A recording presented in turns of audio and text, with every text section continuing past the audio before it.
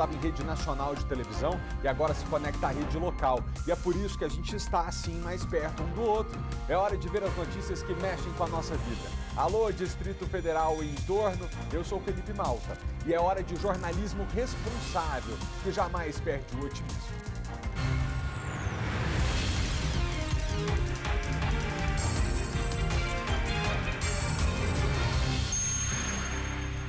A polícia do Recanto das Emas está em busca de um ladrão que anda a pé e assalta as pessoas com uma faca. Imagens da ação criminosa dele podem ajudar a identificá-lo. Maicon Leão. Exatamente, Malta. Esse homem anda durante o dia mesmo abordando homens e mulheres que estão indo para o trabalho e com uma faca consegue render essas pessoas e fazer com que elas entreguem celulares, bolsas e depois ele vai embora na maior naturalidade. A gente traz os detalhes desse caso daqui a pouquinho e mais. A polícia já identificou quem ele é. Coisa boa, já falaremos sobre isso então. Obrigado, Maicon. Outro ladrão invadiu uma casa, abusou de uma mulher e esfaqueou o namorado dela. Depois de cometer o crime, o homem conseguiu fugir levando os celulares do casal.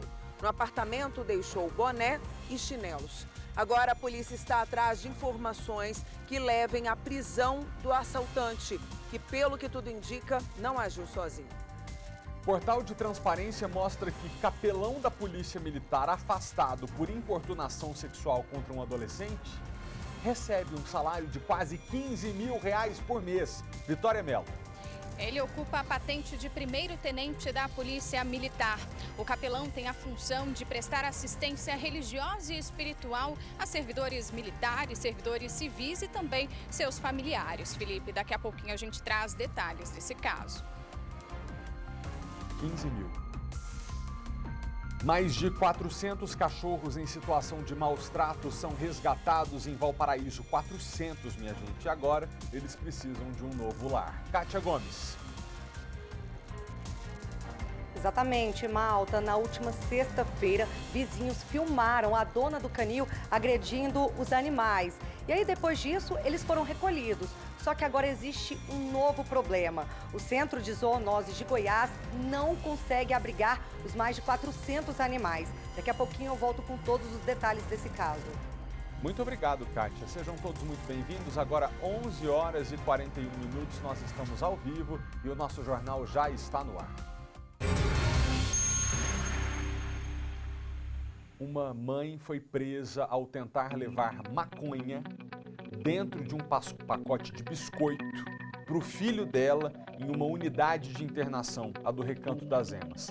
Quem tem mais detalhes sobre esse caso é a repórter Vitória Mello. Vicky, boa tarde para você. Como é que os agentes perceberam que a droga estava assim escondida ali no biscoito? Foi no momento da revista, Felipe. Boa tarde a você, boa tarde a todos. Os agentes, eles olham, né, tudo que entra na unidade, objetos, alimentos. E aí, primeiro, esse servidor viu que essa mulher entrou na unidade ali um pouco nervosa. E assim que ela entrou na sala com um saco de biscoito de polvilho, ele sentiu um forte cheiro de maconha. Ele então pegou esse material, colocou dentro de um plástico e esmagou os biscoitos. E dentro de alguns deles estavam umas porções, pequenas porções de maconha envolvidas em plástico filme, Felipe. Quem vai dar mais detalhes desse caso pra gente é o subsecretário do Sistema Socioeducativo, Demontier Alves. Boa tarde, subsecretário. Obrigada pela participação aqui no nosso jornal. E é justamente, o senhor estava me contando, né, que as pessoas geralmente demonstram algum tipo de reação, algum tipo de nervosismo, né? Boa tarde. Boa tarde, Vitória. Boa tarde, Felipe. Acho que você fez uma explanação muito interessante do que aconteceu na unidade das Emas. O que eu acho que é importante acrescentar e destacar é o trabalho que é realizado pelo agente socioeducativo todos os finais de semana, às vezes durante a semana, para recebimento de visitante. Então são inspecionados os visitantes e também os seus pertences. No caso, os alimentos desse caso específico, os alimentos que iam entrar para os adolescentes. Então, o agente socioeducativo, ele tem toda essa percepção que ela vai para além da máquina humana, né? O olhar dele, a experiência que ele carrega, a forma como ele trabalha, ele consegue perceber a partir de toda a sua experiência, a sua vivência profissional, como que aquela visita ou aquele visitante está se portando no dia ou naquele momento. E foi justamente o que aconteceu, né? Então a servidora identificou o nervosismo ali da própria mãe do jovem, né?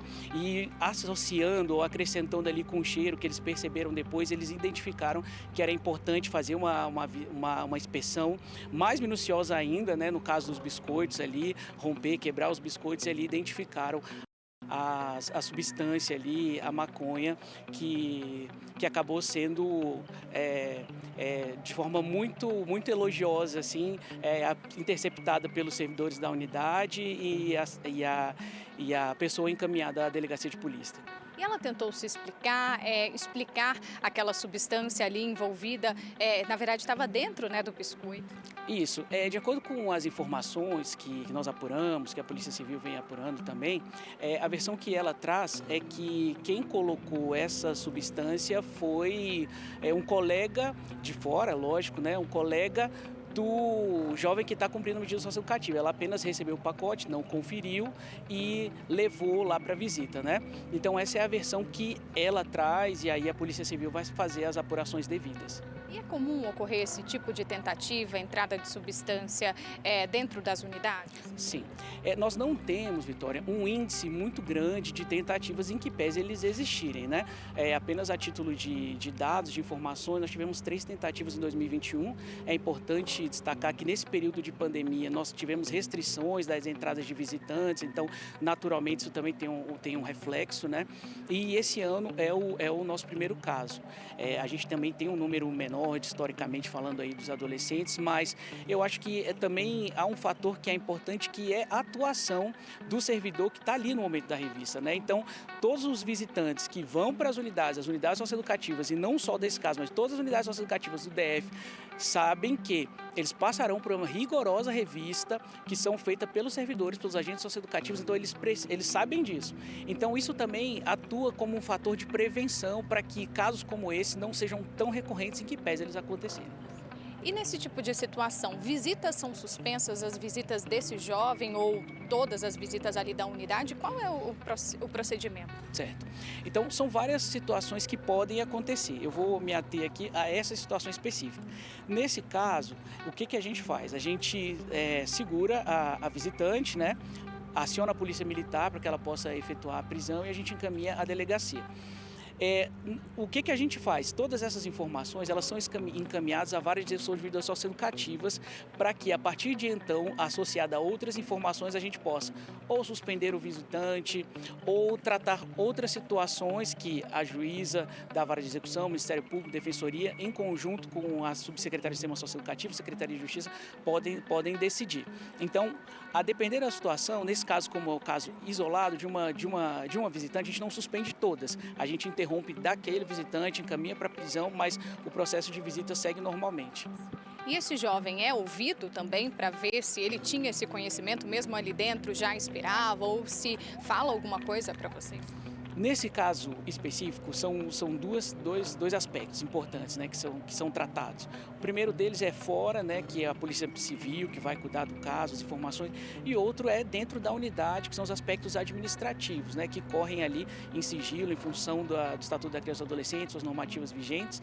Mas sim, existe um processo administrativo que vai ter reflexo, no caso específico, com relação aos seus visitantes, a própria atuação da equipe de inteligência da Secretaria de Justiça, para que a gente possa estar atuando preventivamente para evitar que esse tipo de situação não ocorra, porque esse é o nosso trabalho, evitar que esse tipo de situação não ocorra e, quando aconteça, que a gente consiga atuar de forma firme e que a gente tenha o sistema socioeducativo sempre blindado dessas situações. E, subsecretário, droga dentro de uma unidade de internação, né? O que isso significa? Geralmente esses internos vendem essas porções, como que isso impacta, né, dentro da unidade? As drogas no sistema socioeducativo, elas podem ter um impacto muito negativo.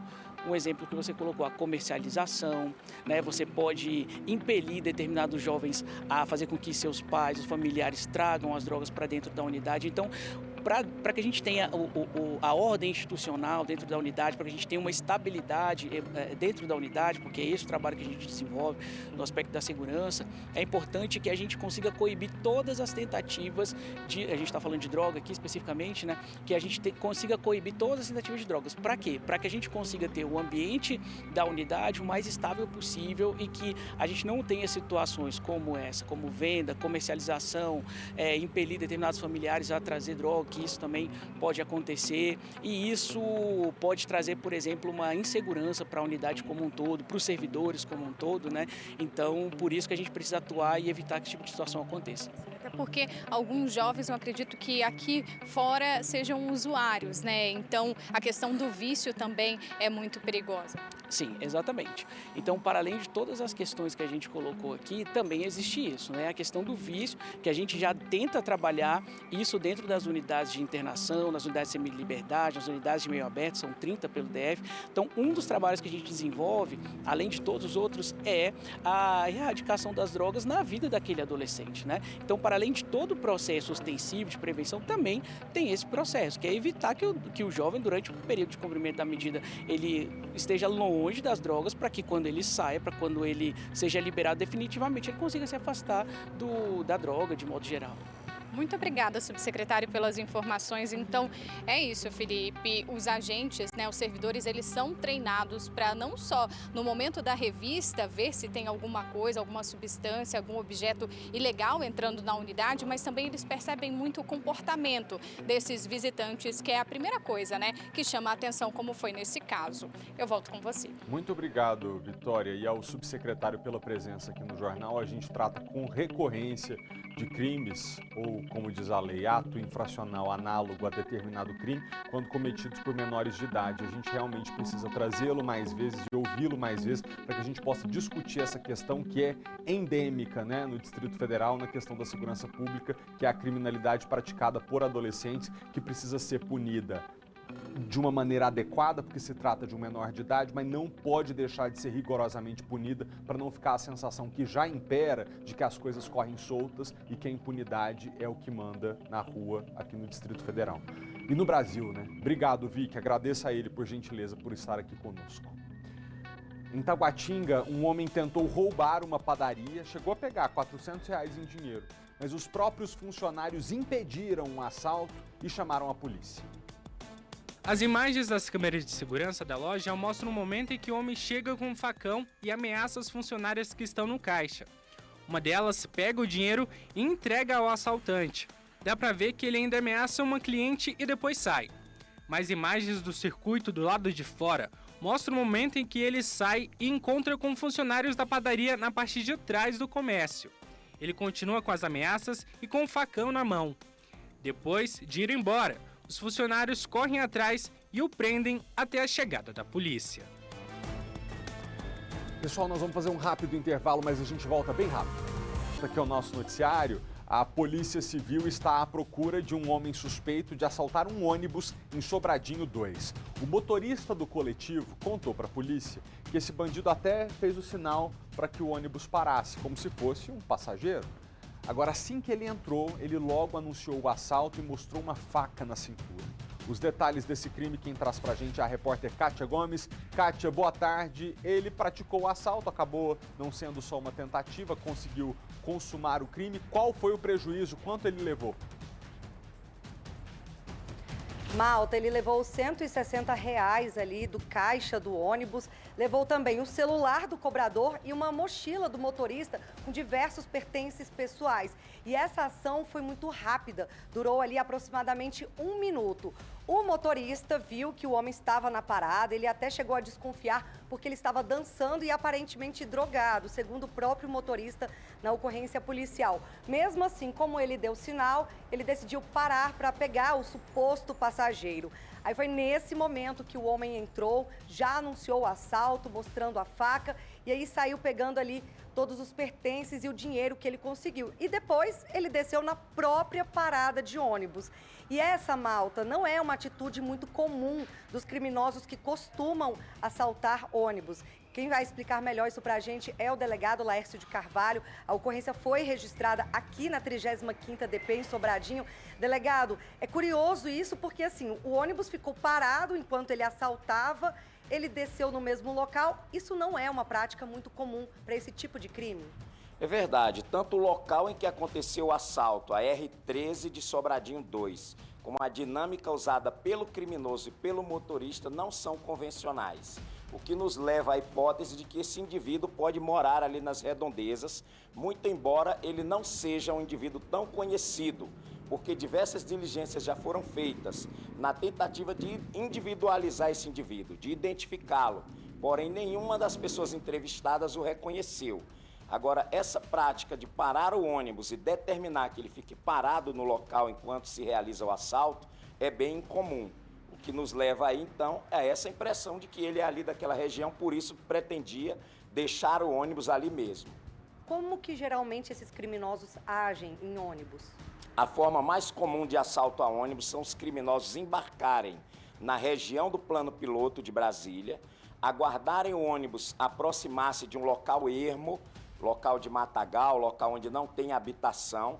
Ali ele anuncia o assalto. Enquanto o ônibus se desloca, ele recolhe os pertences que lhe interessam e ali mesmo, em uma região erma, ele abandona o ônibus e deixa a viagem seguir.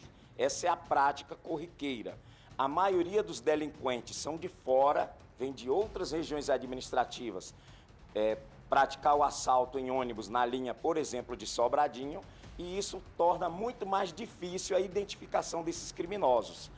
É por tudo isso que nós estamos pedindo à comunidade que vier a presenciar essas imagens, que caso identifiquem esse indivíduo, liguem no 197 ou se dirijam aqui à 35ª Delegacia de Polícia, Sobradinho 2, para revelar a identidade desse criminoso. E delegado, esse tipo de crime aqui na região é muito comum ou não? Roubo a ônibus acontece no Distrito Federal inteiro. Todavia, aqui em Sobradinho 2, ele é menos frequente do que em outras regiões, mas acontece na regularidade de uma vez por semana. Essa é a média que nós temos na nossa estatística.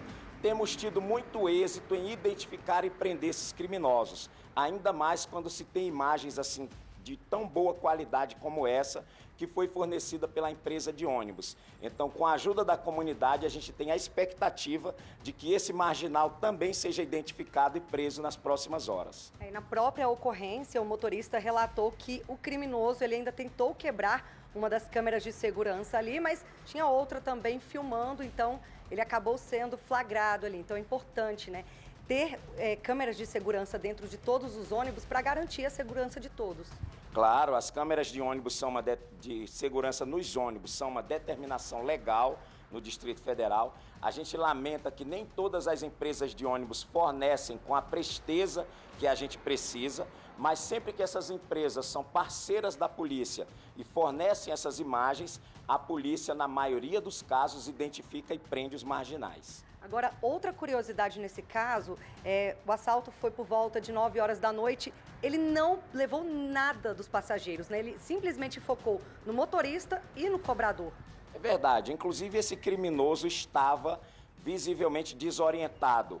É possível que o estado dele ali, provavelmente drogado, tenha o levado a praticar um assalto bem atípico. O normal é o bandido recolher todos os bens de todos os passageiros. Nós percebemos que ele tinha uma pressa enorme em começar e terminar o assalto dele.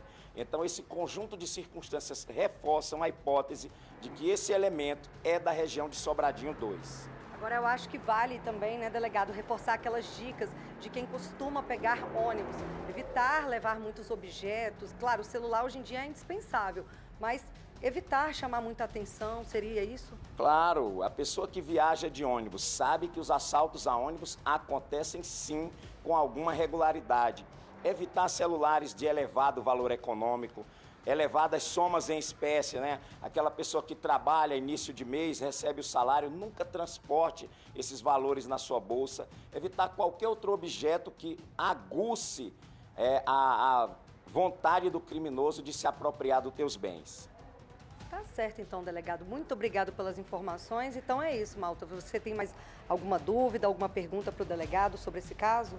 Não, ficou bastante claro, Kátia. Agradeço a ele pela presença. O doutor Laércio sempre está com a gente aqui no jornal. Esses dias nós tivemos a oportunidade de trocar mensagem um com o outro e falar brevemente sobre a questão da segurança pública aqui no Distrito Federal. E chegamos uma vez mais a essa conclusão, né? Aqui estamos ambos os lados, polícia e imprensa, trabalhando pelo bem e pela paz da sociedade. Você, como repórter, trazendo as informações sobre um crime, divulgando as imagens de um bandido que a polícia procura, o delegado aqui presente trazendo as informações relativas à atuação de bandidos que são especializados no roubo do transporte coletivo. Ficamos aqui uma vez mais lamentando o fato que, embora a gente trabalhe com rigor e que a polícia também faça a sua parte, quando chega a hora da justiça punir adequadamente esse criminoso, isso não acontece. E, infelizmente, esse é um ponto que a gente vai ser obrigado a enfrentar, por mais que seja amargo, que é a construção de presídio no país, reservar um lugar adequado para essas pessoas serem recolhidas, porque aqui está um exemplo. A gente está desesperado como planeta,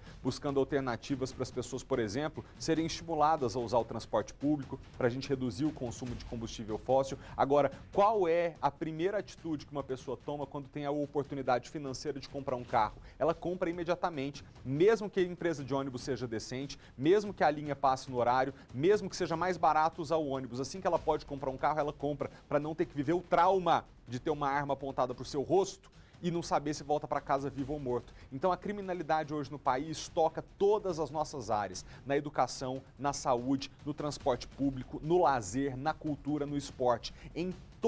Para todo lado que você olha, há uma política pública adequada tentando fazer sua parte e a criminalidade atrapalhando as coisas. Por que esses bandidos não estão presos? A gente precisa encontrar resposta clara para isso. Porque quem está fazendo o trabalho para que eles sejam identificados e levados a uma eventual punição está fazendo. A gente está aqui ao vivo falando de um crime. O delegado explicou como é que a quadrilha funciona. E aí, a hora que chegar ali na frente do juiz para falar, não, vai ficar preso e não vai sair tão cedo. É ali que está faltando agir. Obrigado, Kátia, e agradeço ao delegado pela presença, por favor. O que você vai ver agora é também um caso de polícia, mas é bizarro. Um criminoso ficou em uma árvore observando um casal que namorava dentro de casa. Namorava, tá entendendo? Na sequência, ele invadiu o apartamento, esse bandido invadiu o apartamento com uma faca e tentou abusar da mulher. O companheiro dela reagiu e sabe o que aconteceu? Foi esfaqueado pelo criminoso. Antes de fugir, o homem levou os celulares das vítimas. No chão do imóvel, marcas de sangue por todo lado. O morador, de 42 anos, foi brutalmente esfaqueado por um assaltante no momento em que estava no quarto com a companheira de 26 em Ceilândia. Um indivíduo subiu em uma árvore e começou a observar um casal que estava ali mantendo relações sexuais. Ele aguardou o casal terminar ali a sua relação sexual e, de posse de uma faca, invadiu o apartamento, né, e rendeu esse casal, colocando ambos no chão, deitados, né, e depois ele mandou a mulher levantar e a levou até um quarto, onde começou a passar a mão no corpo dela, dando a entender que ele ia estuprá-la. Tudo realmente indica que isso ia acontecer. Ela começou a gritar, o marido, vendo aquela situação toda, também entrou em desespero e resolveu partir para cima do agressor, do autor do crime. E entrou em luta corporal com esse indivíduo. O indivíduo, como estava portando uma faca, desferiu 5 facadas nessa vítima, né, que foi depois socorrida ao hospital de Ceilândia em estado grave. A mulher não se lesionou. Depois de cometer o crime, o homem conseguiu fugir levando os celulares do casal.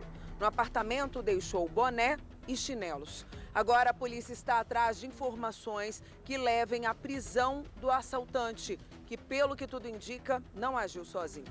Com a avançada das investigações, já temos uma probabilidade maior de ter um outro indivíduo que também estava próximo e um terceiro dentro de um veículo que seria o autor, o piloto de fuga dessa empreitada criminosa.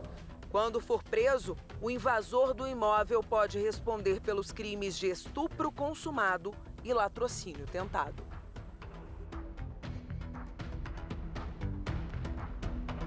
O casal não... Espera aí. Marido e mulher não tá podendo mais viver um momento de intimidade dentro de casa, porque tem um bandido observando em cima de uma árvore, disposto a entrar na tua residência, te esfaquear e ainda abusar da sua esposa. Aquele tipo de história, né? A gente só acredita vendo. Eu não acredito. Sobre esse assunto, a gente fala agora com o repórter Maicon Leão. Maicon, bem-vindo ao jornal. A gente tem alguma novidade sobre esse caso? Aliás, pergunta mais importante nesse momento, qual que é o estado de saúde desse homem que tentou defender a companheira do abuso do criminoso?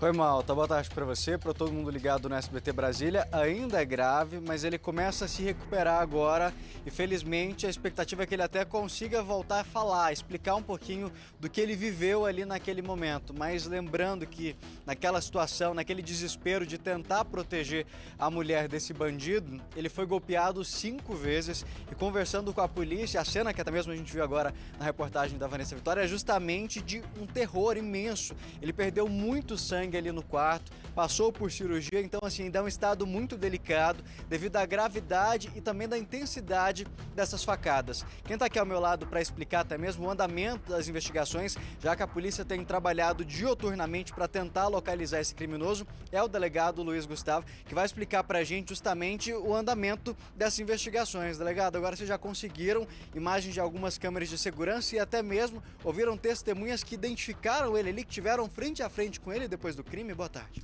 Boa tarde, Maicon. Boa tarde, Malta. Sempre um prazer atender o SBT.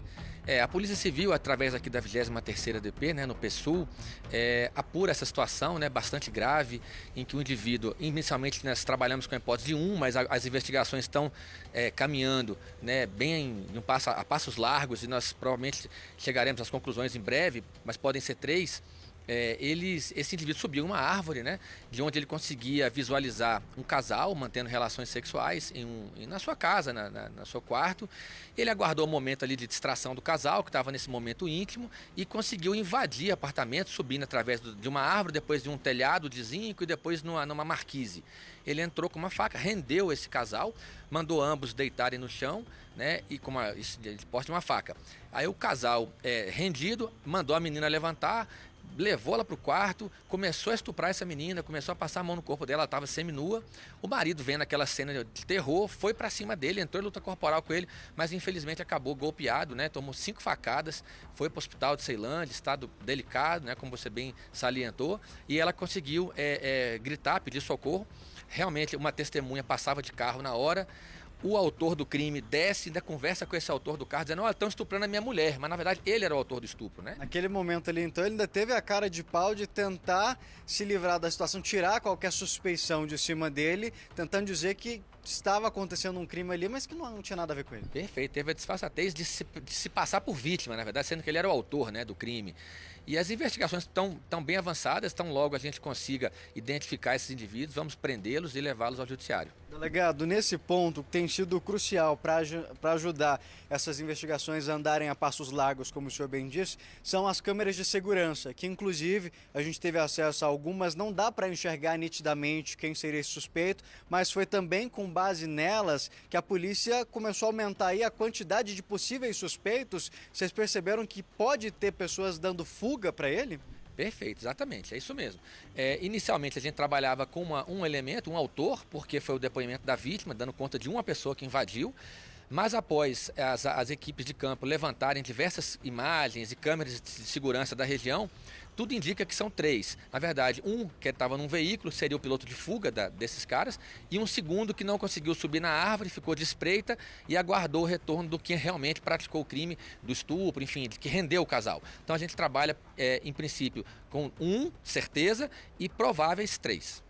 Essa conclusão foi chegada, na verdade, essa possível conclusão de outros participantes, justamente porque ele não seguiu ali por alguns caminhos onde as câmeras possivelmente pegariam se ele tivesse saído a pé, como foi levantado inicialmente, que ele teria fugido mesmo caminhando. Exatamente. A gente achava que ele teria fugido por uma rua que é perpendicular ao local do crime, porém as imagens de câmeras dessa rua nos mostram que ele não seguiu nessa rua. Então ele voltou em direção a um beco que passa lateralmente à casa, né?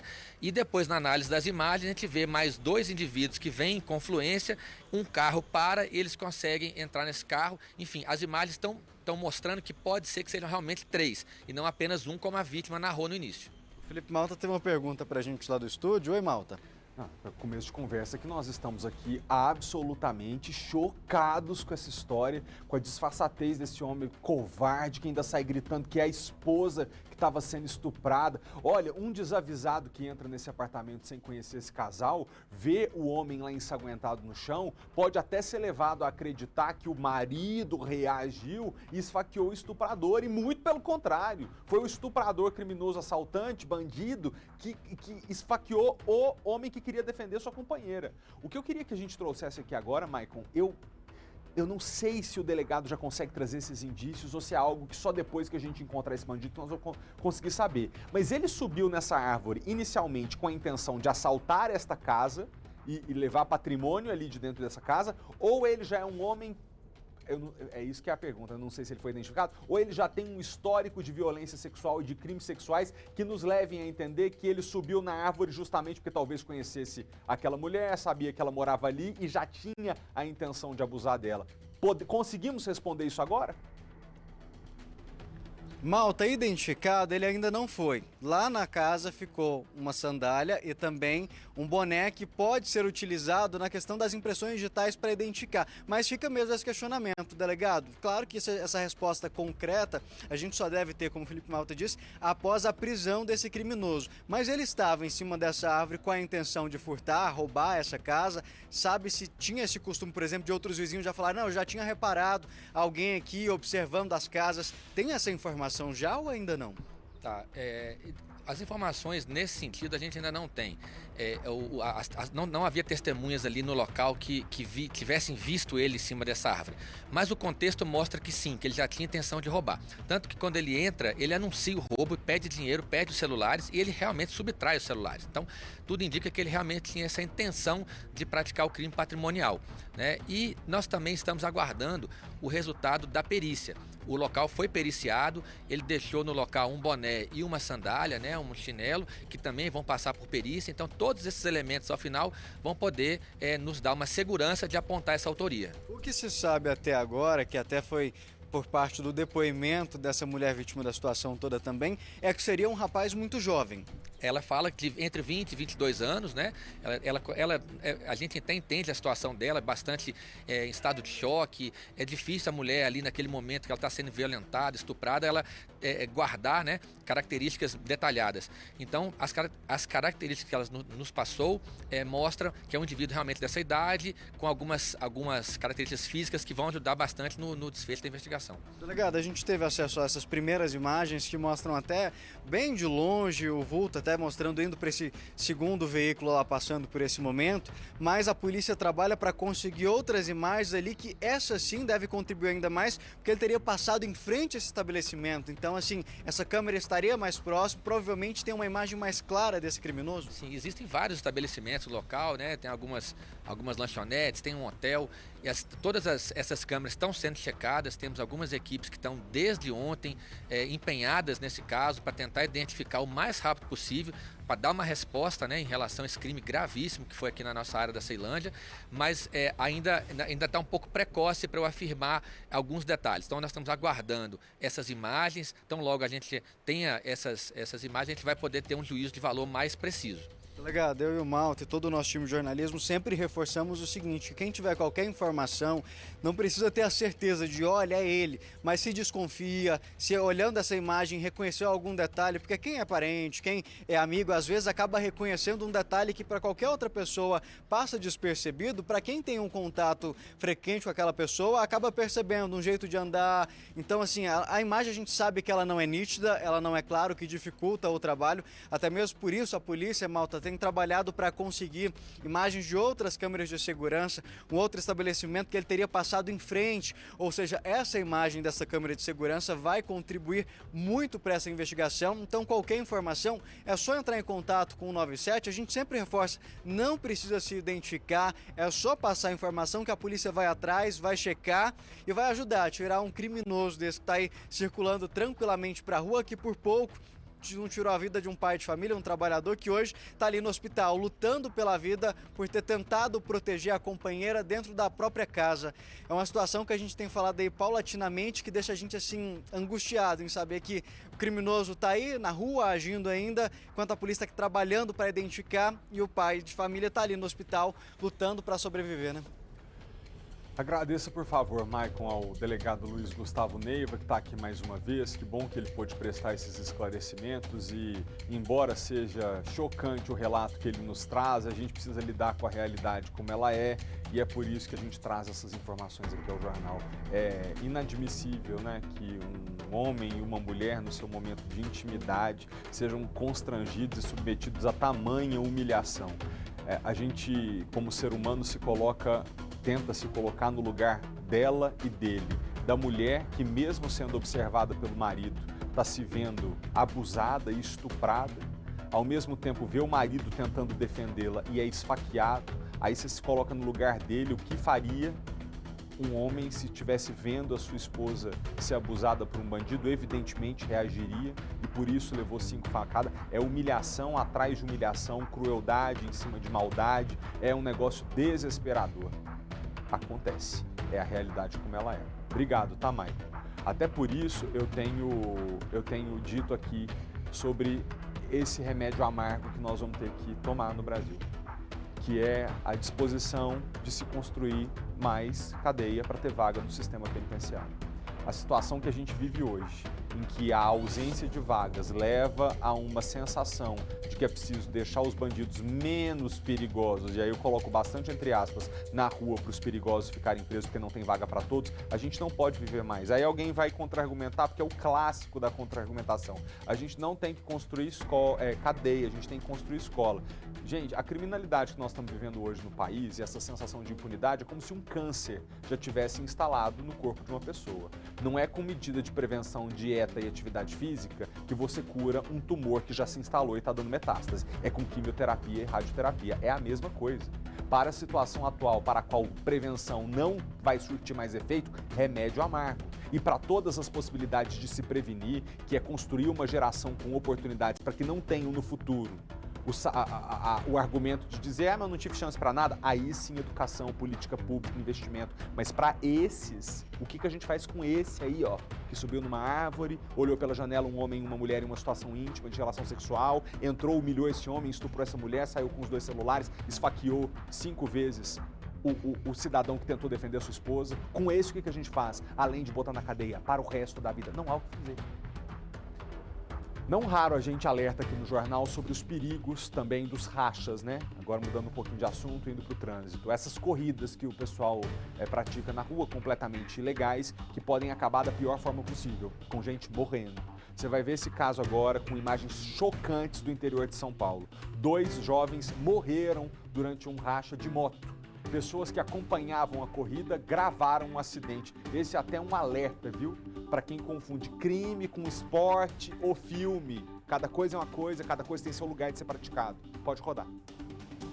As imagens gravadas na rodovia Anhanguera, no interior de São Paulo, não deixam dúvida. Agora acho que é os caras, hein? Olha lá. Era um racha com várias motos. Olha os caras vindo, olha os caras vindo. E com hora marcada. Foi na manhã de domingo. Pessoas no acostamento assistiam à passagem das motos em alta velocidade. Repare que os motoqueiros ainda fazem uma manobra arriscada, conhecida como Superman. Eles pilotam deitados. De repente, um dos motoqueiros perde o controle. Meu Deus! Para! Meu Deus! A brincadeira pra lá de arriscada terminou com as mortes de Wender Teixeira do Nascimento, de 22 anos, e Demerval Rebelato Júnior, de 28. Segundo investigadores, eles estavam nesta moto importada. Pessoas que participaram do racha falaram sobre o acidente por mensagens. Mano, o moleque caiu lá e ele tava de motão. JR passou em cima da perna do cara, perdeu o controle, mano. Aí ele e o garupa morreu, velho. Os caras dando guarda-rei, mano. Os caras morreram na hora. Estourou o motor, mano, explodiu e foi pro lado dos caras que estavam no 1200. O que intriga a Polícia Civil é que a cena do acidente foi alterada. A Polícia Rodoviária encontrou no local 2 corpos e apenas uma moto. Segundo testemunhas, antes do socorro, um homem com uma picape parou bem aqui e levou embora outras 2 motos. O caso será investigado nesta delegacia como 2 homicídios causados por um racha, além da adulteração da cena do crime. Os corpos das vítimas foram enterrados nesta segunda-feira. Demerval foi velado nesta igreja em Louveira. O cortejo até o cemitério foi acompanhado por dezenas de motoqueiros.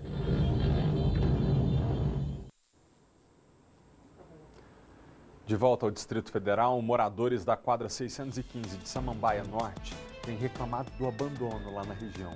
Os parquinhos e os espaços públicos de lazer estão sem manutenção faz alguns anos e até a iluminação no local está comprometida. A Luciene mora bem em frente ao parquinho da quadra 615 no conjunto 10 de Samambaia Norte. Tem 3 filhos que não podem aproveitar o espaço que está abandonado. Eu tenho uma de 11, uma de 10 e um de 8. Não, eles não podem brincar aqui no parquinho porque todo detonado, né? Todo acabado, destruído, é perigoso eles machucar, né? O que era para ser um espaço de lazer comunitário está sem a menor condição de uso. Do escorregador, que antes existia aqui, sobrou apenas a escada. Do gira-gira, restou a estrutura. Olhem só o balanço. Dele ficou apenas a base. Isso aqui é para as crianças brincar, mas no lugar de ser as crianças foi os cavalos, né, que inaugurou isso. Vou falar, foi os grandes que inaugurou isso aqui, antes das crianças. Aí quando as crianças vieram brincar, já estava tudo quebrado. Isso aqui, isso ali, tudo quebrado. Lixo e entulho estão por toda parte. Rita conta que um vizinho até tenta fazer a limpeza do local, mas não adianta. Todo dia ele varre isso aqui cedo, ele capina, ele tira o lixo. Mas não adianta, o povo bota lixo aqui. Segundo os moradores, nos últimos 10 anos, o espaço, que também inclui equipamentos de ginástica, nunca passou por manutenção. Por isso, o seu João decidiu tentar fazer reparos por conta própria. Fui tentando soldar algumas peças, mas não sei também soldar direito. E não foi para frente mais não. Aí foi acabando, até que acabou tudo mesmo. Outra queixa de quem vive na quadra 615 de Samambaia Norte é a falta de iluminação. A iluminação aqui é péssima.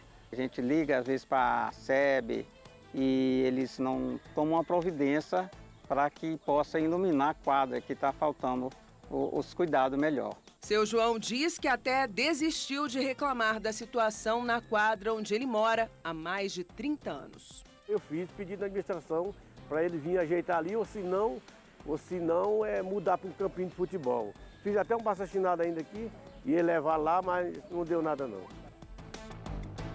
A administração de Samambaia informou que faz a manutenção de acordo com as reclamações recebidas pela ouvidoria. A Nova Cap disse que mantém contato com a administração de Samambaia em busca de soluções para esse problema.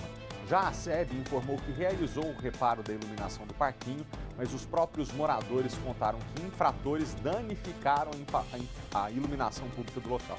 Infrator é criminoso, tá? Tem que ser recolhido. E que esse tipo de vandalismo costuma ocorrer quando a região é utilizada como ponto de venda de tráfico de drogas. Deixa eu aproveitar isso aqui para falar. Tem alguns minutos que a gente mostrou que a pessoa, o criminoso, está estragando a possibilidade daquela população lá de Sobradinho pegar um ônibus, que entra num ônibus para poder assaltar e bota a faca no pescoço das pessoas. Agora a gente está mostrando a casa de um parquinho, de um espaço de lazer, que até é revitalizado, mas como é utilizado pelo tráfico de drogas, acaba atraindo vandalismo. Vocês estão entendendo? Porque você vai olhar para qualquer coisa no Brasil e tem um corte transversal de criminalidade impedindo que a gente avance? É importante a gente ter isso muito claro, que o Estado pode investir quanto de dinheiro for na construção de uma quadra de esporte, numa escola pública mais adequada, num transporte que funcione, num postinho de saúde que atenda bem seus pacientes. Se todos eles foram vítimas de ladrões no posto de saúde atrás do computador, na quadra de esporte para poder assaltar a pessoa que vai lá praticar futebol, no transporte público para assaltar o usuário, e agora, num parquinho de uma comunidade porque usa como ponto de tráfico de drogas, adiantou de que fazer o investimento? Nada. Então é por isso que a gente tem que olhar para a criminalidade com muito cuidado. A gente perguntou à Polícia Militar sobre a segurança lá no local e eles nos informaram que precisam ser acionados para realizarem ações pontuais e impedir acesso à estrutura e que o crime de tráfico de drogas diminuiu lá na região em 26% em relação ao ano passado. A polícia está fazendo a parte dela. Quando não está e quando a gente acha que tem que puxar um pouquinho a orelha, fazer um alerta, falar, ó, tá precisando de mais policiamento ali, a gente faz. Mas a regra é a polícia trabalhar. Aqui no Distrito Federal é assim. É a melhor polícia militar do Brasil, é a melhor polícia civil do Brasil, está dependendo de outros fatores para que a criminalidade caia. Agora a gente fala de eleições 2022.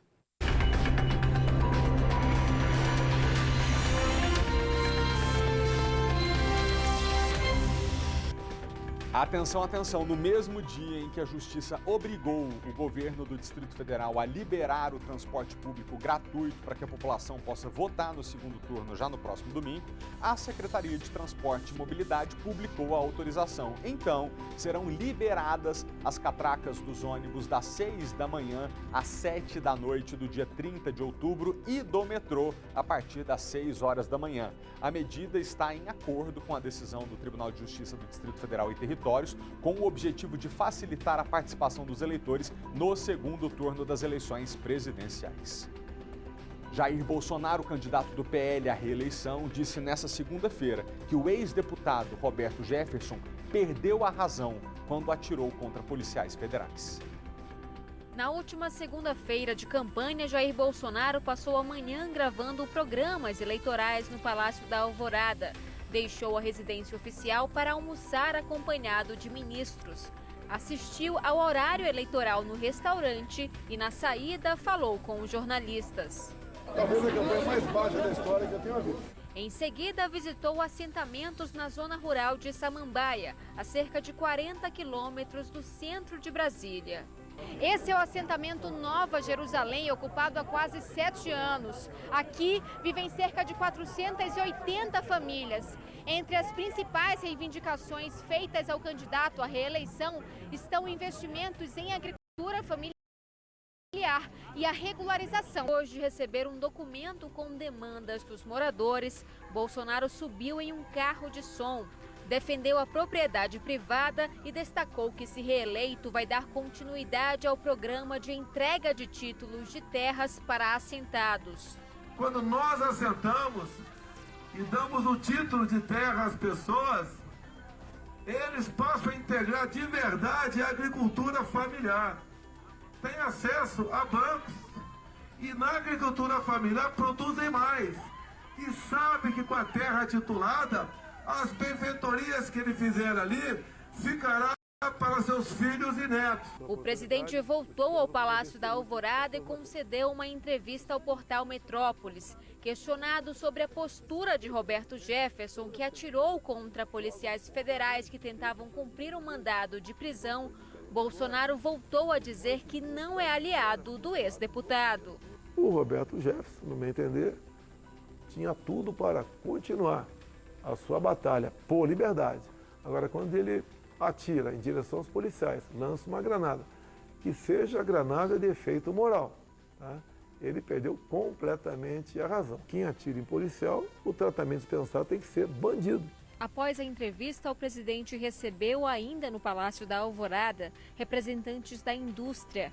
O grupo levou ao candidato um plano de retomada do setor. O candidato do PT, Luiz Inácio Lula da Silva, participou de um comício na noite de segunda-feira na PUC, em São Paulo. O ex-presidente passou o dia todo na capital paulista. No começo da tarde, o candidato do PT conversou com jornalistas e falou novamente sobre o ataque do ex-deputado Roberto Jefferson, do PTB, a policiais federais que foram prendê-lo.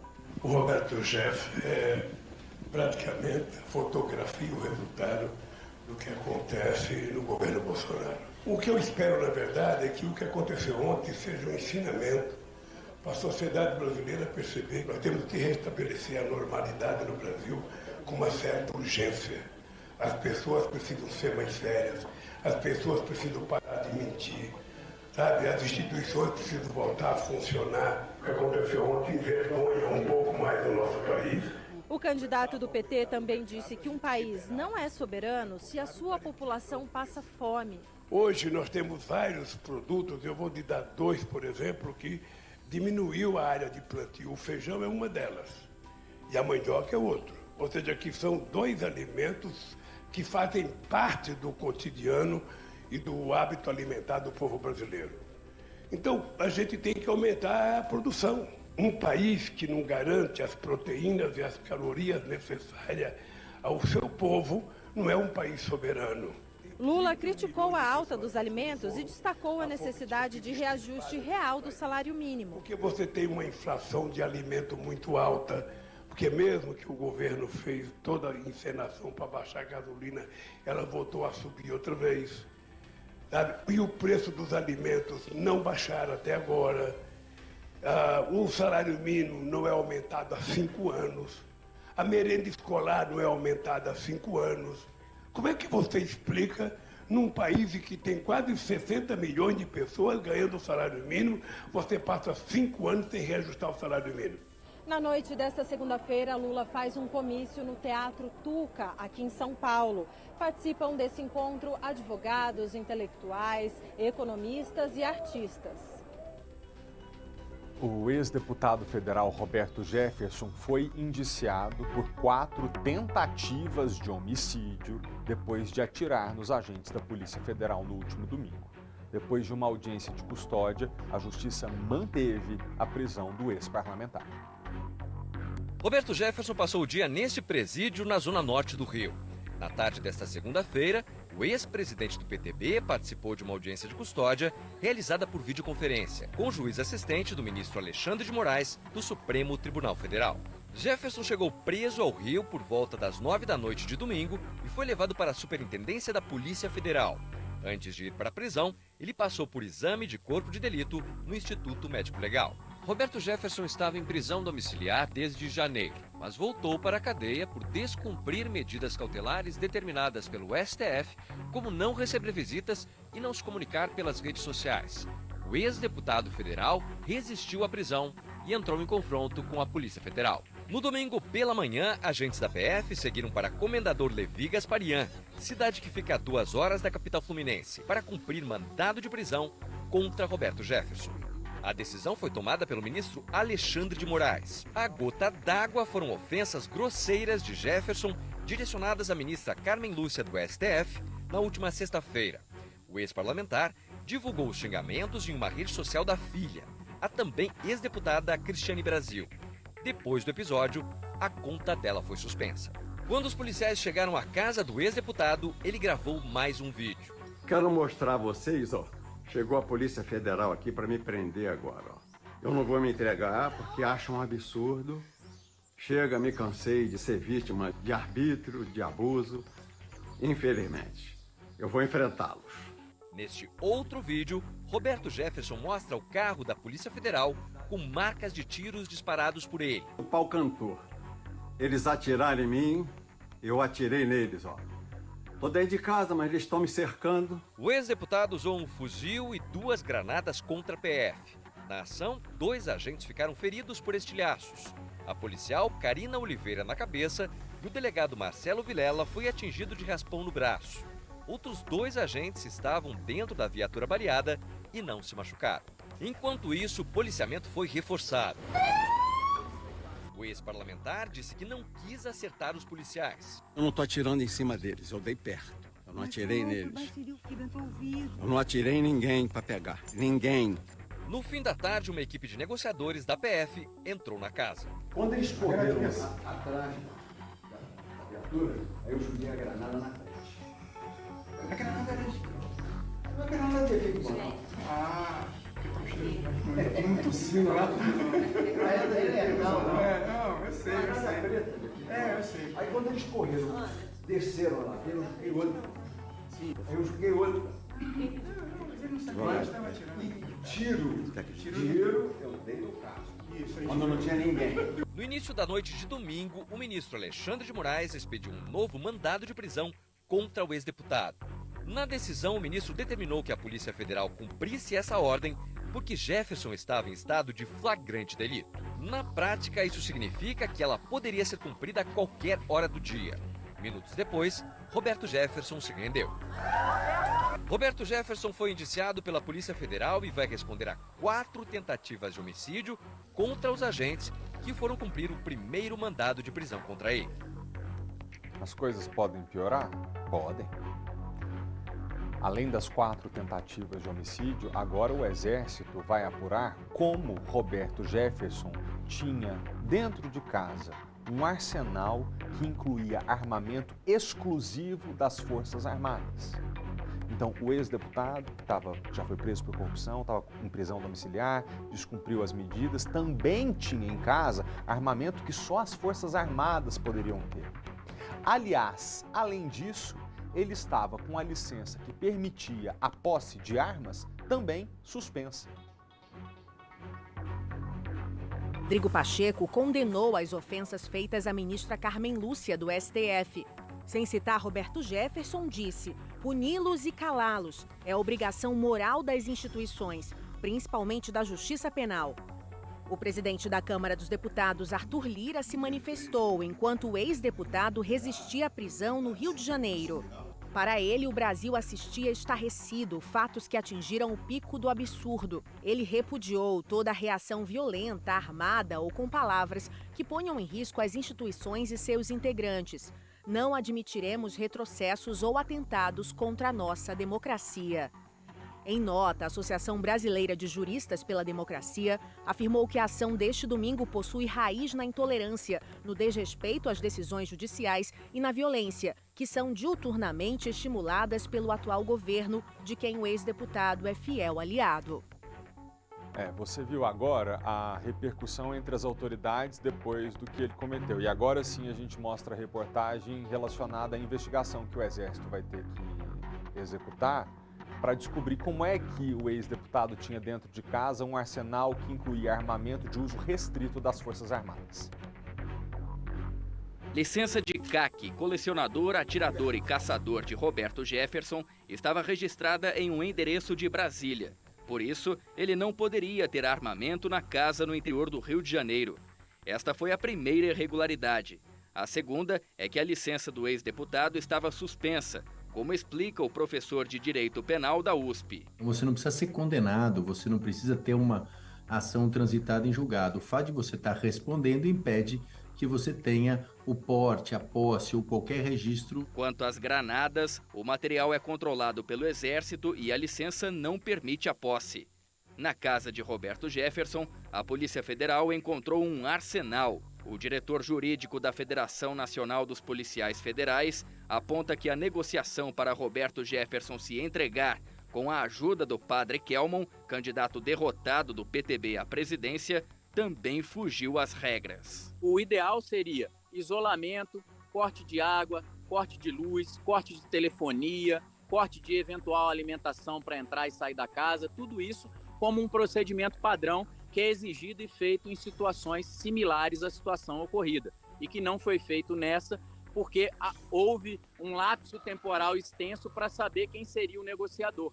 O negociador é o policial que já está treinado em exercício para fazer esse tipo de coisa. A gente não pode abrir exceções como essa, como nesse caso foi tentado uma exceção para que houvesse um tratamento diferenciado. A entrega do fuzil foi feita pelo religioso, que alegou que não interferiu no trabalho da polícia. Esteve no local para orar e conter os ânimos. A determinação do presidente Jair Bolsonaro para que o ministro da Justiça, Anderson Torres, saísse daqui de Brasília para acompanhar a operação no Rio de Janeiro, provocou estranhamento. O ministro da Justiça, embora seja alguém dos quadros da Polícia Federal, não imagino que seja alguém que possa, inclusive pela relevância da função que ele exerce, ele não pode participar de uma operação e de uma gestão de crise dessa forma. Em uma rede social, o ministro da Justiça e Segurança Pública, Anderson Torres, se manifestou. Esse episódio motivou a nossa vinda até aqui, a Delegacia de Juiz de Fora da Polícia Federal, para acompanhar os trabalhos e para ver o desdobramento desses fatos. Roberto Jefferson foi eleito 7 vezes deputado federal pelo estado do Rio. Em 2005, foi condenado por participação no esquema do Mensalão. 7 anos depois, foi cassado e preso pelos crimes de corrupção passiva e lavagem de dinheiro. Em 2015, foi beneficiado com o regime semiaberto. Em 2021, voltou a ser preso no inquérito das milícias digitais. Importante dizer que logo depois do que fez o ex-deputado Roberto Jefferson, o próprio presidente Bolsonaro, candidato à reeleição, se manifestou nas redes sociais dizendo que o que Roberto Jefferson fez o igualava a um bandido, porque quem atira em policial precisa ter o tratamento de bandido. Importante a gente ter consciência de certas coisas no momento que a gente está vivendo. Eu não quero saber qual é a escolha política que uma pessoa faz na urna, eu não quero saber para que lado ela torce. A gente precisa entender que há pontos inegociáveis e atirar contra agentes da Polícia Federal que estão simplesmente cumprindo uma determinação da Justiça, isso é inegociável, isso é um crime. O ex-deputado é advogado, ele sabe muito bem que aos agentes da Polícia Federal não cabia a análise se a decisão era justa, injusta, adequada ou inadequada. A polícia cumpre. E foi contra esses agentes que o ex-deputado disparou. Não à toa e corretamente está respondendo por tentativa de homicídio. Quem atira contra policial deve ter o tratamento de bandido. Falar de coisa boa agora. Hoje tem jogo aqui na telinha do SBT e Luiz Alano tem um convite pra gente.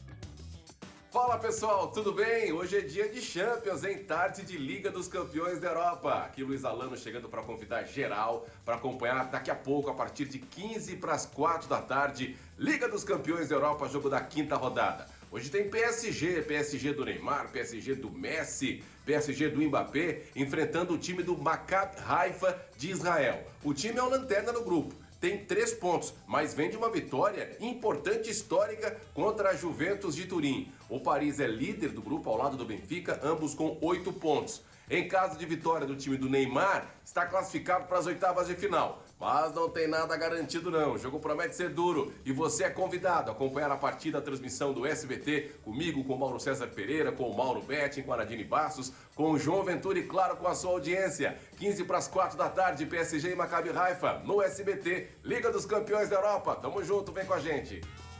É logo mais às 3h45 da tarde. Eu sei que muitas vezes talvez você se pergunta maneiras de ajudar o próximo que estão ao seu alcance, porque você quer fazer a diferença. Então é por isso que a gente vai mostrar essa história agora. Vários super-heróis invadiram uma creche para fazer uma boa ação. Foi lá no Núcleo Bandeirante. Eles chegaram em triciclos e motocicletas possantes. E foi um barulhão daqueles para a alegria da garotada. As crianças já estavam à espera e prontas para receber os convidados. E elas escolheram cada fantasia linda.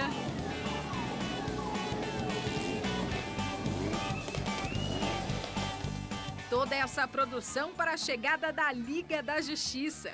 Os super-heróis como Batman e Wolverine chegaram em grande estilo.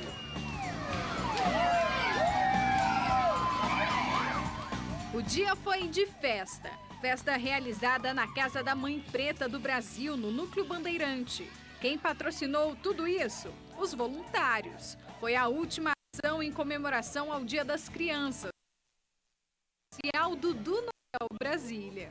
Olha, é uma maravilha, né? A gente está com essa parceria já há mais de 10 anos, né? 10 anos agora. E ele sempre ajudando, e é na época do Dia das Crianças, do Natal. Então, assim, traz uma alegria. É uma oportunidade que as crianças têm que não teriam, né? Em outras ocasiões, então é uma benção. Não tem preço, não tem preço. Uma vez alguém, sem saber o que é um projeto social, perguntou: o que você ganha? Isso aí, ó. Isso tem preço. Alegria da criança. Alegria da criançada. Na ação deste fim de semana, o projeto contou com a ajuda do Motoclube Insanos. O nosso motoclube ele tem uma premissa de fazer o bem, de praticar ações sociais. E essa é uma das que a gente mais gosta de fazer, porque ela envolve crianças, ela envolve pessoas em formação, que para nós são indispensáveis, são prioridade. E se as crianças gostaram disso tudo, elas mesmas respondem. Eu achei incrível. Tá feliz? Sim, eu até levei um toque de mão do Flash. É muito legal, eu gostei muito da carreata, deles vindo assim com as motos. Achei muito legal, muito divertido mesmo.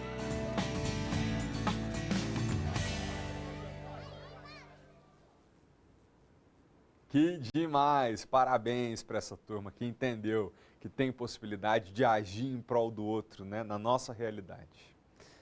Continuando aqui o nosso jornal, agora 12h48. Ontem nós mostramos aqui, você viu o caso do padre da Polícia Militar que foi preso em flagrante por importunação sexual de um jovem de 16 anos de idade. Esse religioso teria convidado o adolescente que vendia bombom na rua para ir até a sua casa e teria proposto recompensá-lo por favores sexuais. A repórter Vitória Mello hoje tem mais alguns detalhes desse caso para a gente, porque, Vicky, a nossa produção aqui me adiantou que ele tinha um salário bem elevado, né? Mesmo estando afastado das funções, esperando ver se emendava ou não, continuava recebendo o que para a maioria esmagadora dos brasileiros seria uma fortuna. Isso, Felipe. De acordo com dados do Portal da Transparência, o salário bruto do padre Jefferson dos Santos é de R$15 mil e com os descontos, o líquido fica R$11.600. O padre tem a patente de primeiro-tenente da Polícia Militar e tem a função de prestar assistência religiosa e espiritual aos servidores militares, servidores civis e também seus familiares. Só que para ocupar o cargo como padre, é preciso comprovar o sacerdócio na Igreja Católica Apostólica Romana há pelo menos 3 anos, ser também formado em teologia e ter entre 18 e 35 anos. Além disso, deve ter conduta inatacável e o servidor ainda passa por uma sindicância para avaliação da vida pregressa. O padre Jefferson dos Santos é investigado desde o final do ano passado por assédio a filhos de colegas militares que frequentavam as missas, onde o religioso celebrava. Em um dos casos, o padre teria convidado um desses menores para ir para Caldas Novas com ele. Após as denúncias, o bispo militar teria afastado o padre até que as investigações fossem concluídas. Só que na última sexta-feira, o padre Jefferson dos Santos, ele foi preso em flagrante lá em Águas Claras após importunar sexualmente um adolescente de 16 anos que vendia bombons ali próximo ao prédio dele. O militar teria se oferecido para comprar os doces, só que informou ao rapaz que não teria dinheiro para pagá-lo, então convidou o jovem para ir até o apartamento dele. No local teria passado as mãos no corpo desse adolescente. Os detalhes da investigação estão sob sigilo por envolver um menor de idade, mas hoje a nossa produção entrou em contato novamente com a Polícia Militar, que informou em nota que o capelão está afastado das funções até o fim do processo que tramita na Igreja Católica e que para qualquer servidor público, seja demitido, é necessário um devido processo legal transitado em julgado. E por isso, o padre continua recebendo o salário de primeiro-tenente normalmente, Felipe. Muito obrigado, Vitória. Em tese, está tudo muito correto. Quando você é acusado de alguma coisa, até que você seja condenado pelo aquilo que tem a chance de se defender, há que haver um processo mesmo e você precisa colocar a sua versão da história. Agora, estamos diante, inclusive, de uma prisão em flagrante, que isso sirva de acelerador para esse processo, porque um processo que demora demais para acontecer e que continua, portanto, de um lado afastando a pessoa do serviço, de outra continua pagando o salário de R$15 mil por mês, a gente fica se perguntando se um processo que demora desse jeito é punição ou é prêmio, Nem trabalhar e receber R$15 mil de salário. E mais, cometer um crime, tem que ser afastado imediatamente e parar de receber o dinheiro, que é o contribuinte que paga. Agora a gente vai acionar o repórter Maicon Leão outra vez, porque ele estava falando agora há pouco no jornal sobre o caso do assaltante, stalker e estuprador lá em Ceilândia. E aí ele estava ali e ficou sabendo de um tiroteio na região. Ô Maicon, eu tô te acionando agora, eu sei que você tem informações preliminares, 2 vítimas foram baleadas, uma morreu, isso é o que chegou para mim aqui ao estúdio nesse momento. Queria jogar a bola para você, porque você está aí no local do fato, é contigo. Oi, Malta, boa tarde para você novamente. Atualizando essa situação agora aqui do local, como você disse, esse tiroteio aconteceu há poucos minutos. A gente estava na delegacia quando recebeu essas informações e, segundo os policiais que estão aqui, as vítimas são 2 homens que vieram realmente cobrar uma dívida e foram baleados por esse devedor. A priori, Malta, apesar da gravidade em que este homem foi retirado daqui, até por isso essa informação de um óbito era muito grave. Então, a priori, são 2 homens, ainda não tem a morte confirmada. Felizmente, eles saíram daqui com vida, foram levados para o Hospital Regional de Ceilândia e também para o Hospital Regional de Taguatinga. Eles estavam nesse carro aqui, eles são vendedores de cosméticos, a gente ainda tem ali, inclusive, no banco, algumas caixas. Eles teriam chegado aqui justamente para cobrar de alguns clientes, porque é comum esse tipo de venda, você faz a venda agora para receber depois. E foi o que teria acontecido, eles teriam vindo aqui hoje justamente para cobrar por esses produtos que tinham sido vendidos, mas essa pessoa acabou ficando exaltada, revoltada. A gente viu que o vidro ali está completamente quebrado. Na verdade, esse estrago no vidro não foi provocado por tiros, Malta, e sim por essa pedra. O carro está aqui ainda, inclusive a polícia fazendo justamente a guarda, porque a perícia ainda não foi feita. Eles estão vindo para cá, mas mesmo nesse estado em que ele ficou, dá para a gente perceber a quantidade dos produtos. Tudo aconteceu aqui, Malta, no meio da rua. A gente vai até atravessar para eu mostrar o que aconteceu. Depois que esses disparos começaram a ser efetuados aqui na frente, as vítimas correram para tentar se socorrer, para buscar socorro, e vieram justamente nessa região aqui, correndo por aqui, gritando por socorro, pedindo ajuda. Um deles, um senhor de mais ou menos uns 50 anos de idade, ficou caído bem ali próximo de onde está aquela viatura, que a gente percebe ali, inclusive, a área isolada. O outro homem, que é um rapaz mais jovem, conseguiu correr mais um pouco para o fim da rua. Eles foram socorridos daqui pelo Corpo de Bombeiros. Inclusive, a gente tem algumas imagens do momento desse resgate, as viaturas aqui na rua. Eles foram levados daqui com vida, a priori em estado muito grave, principalmente esse primeiro senhor que caiu nessa parte aqui em que a gente vê isolado. O outro homem, Malta, que teria em torno de uns 30 e poucos anos, conseguiu correr até mais no fim da rua para pedir socorro. E aí, esse homem que efetuou esses disparos, que ainda voltou lá no carro, jogou a pedra, fugiu. A priori não se sabe ainda de que forma, mas voltou caminhando ali, jogou a pedra no carro e desapareceu. A polícia agora está levantando informações. O que eu acabo de receber agora é que a polícia já tem inclusive um vídeo desse homem com a arma na mão. Como você bem disse, informações preliminares que vão chegando a todo momento. A gente está aqui no local do crime acompanhando toda a situação. A perícia ainda está deslocando para cá. Esse fato aconteceu agora há pouco. A gente ainda estava ao vivo lá na delegacia quando recebemos a informação desses disparos, dessas 2 vítimas atingidas, e corremos para cá para trazer para vocês. Esse crime aconteceu aqui no Sol Nascente. 2 trabalhadores, Malta, 2 vendedores de cosméticos que estavam aqui fazendo o trabalho deles, venderam produto e vieram agora para receber, como acontece sempre. Só que esse homem teria ficado bastante exaltado com toda essa situação e abriu fogo contra esses 2 homens. A gente ainda não tem a idade deles oficialmente, mas teriam ali entre 30 e 50 anos esses 2 homens que, como a gente disse, felizmente foram retirados daqui com vidas pelo Corpo de Bombeiros. Um deles foi levado para o Hospital Regional de Ceilândia, o outro para o Hospital Regional de Taguatinga, e a gente segue aqui acompanhando e volta ainda nessa edição tendo novas informações sobre esse caso para atualizar vocês. Pois é, Maicon, agora você me assustou um pouco mais pelo seguinte, quando a gente ouve falar de um tiroteio e aí cobrança de dívida, por um momento levanta a memória de que talvez fosse uma gangue cobrando dinheiro da outra porque traficam drogas, estão envolvidas com a criminalidade, e eu não acho que a vida desse ser humano valha menos, não, todo mundo merece viver, mas naquele momento, naquele contexto em que você se coloca numa vida paralela, mexendo com crime, mexendo com criminoso, você de certa maneira assume o risco de num desentendimento ser morto, porque você sabe que é assim que as regras operam no mundo do crime. Agora, quando você traz pra gente a informação de que são 2 vendedores de cosméticos, então provavelmente representantes comerciais que fizeram uma venda, foram até lá depois para poder cobrar. Isso funciona assim no mundo dos negócios, é a venda consignada, você pode até passar uma mercadoria para frente, depois você vai cobrar, a pessoa te paga de acordo com o que ela vendeu, pode ter sido essa a possibilidade. E o devedor reage atirando, a gente chama a atenção, porque é mais grave ainda, porque é o atentado de uma pessoa contra outras 2 que estavam apenas trabalhando e nem um pouco envolvidas com a criminalidade. Você fez um sinal de que queria complementar, Maicon, pode falar.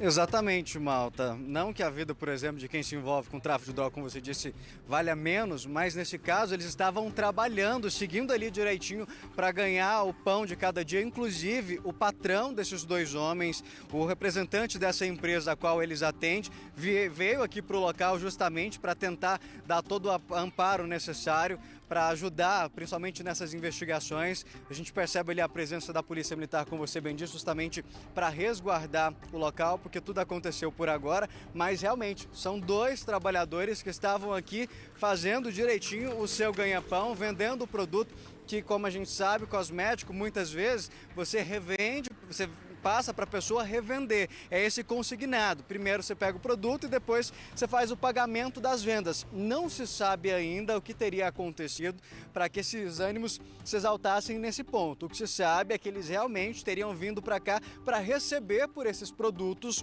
quando esse homem abriu fogo contra os dois. E a gente percebe, não satisfeito apenas em atirar contra esses dois homens, ele ainda volta aqui no veículo ao estado. Ficou o carro com para-brisas completamente destruído. E o local agora aguarda para passar pela perícia. E a polícia também, Malta, já está à procura desse homem, viu? Obrigado, Maicon. Segura aí um pouquinho, a gente vai fazer a pausa do horário político e na sequência, esse tiroteio em Ceilândia você só vê aqui no SBT. A gente volta já.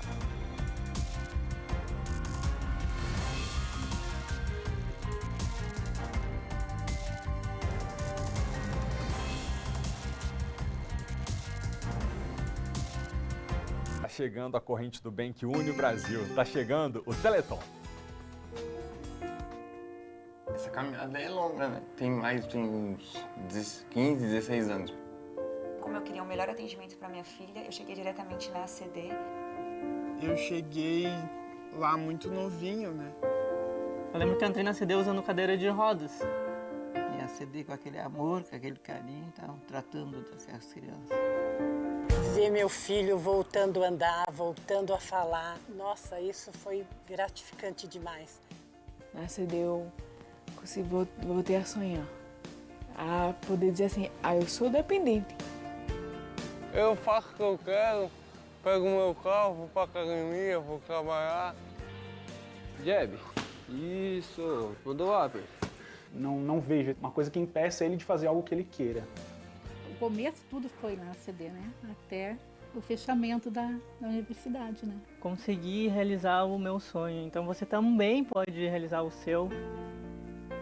E ver ele hoje aqui chegando de muleta, assim, foi uma coisa que emocionou muito o coração. É muito legal ver que eu pude fazer parte disso, de preparar essas crianças que chegam cheias de dúvidas, com essas famílias cheias de dúvidas, preparar para a vida.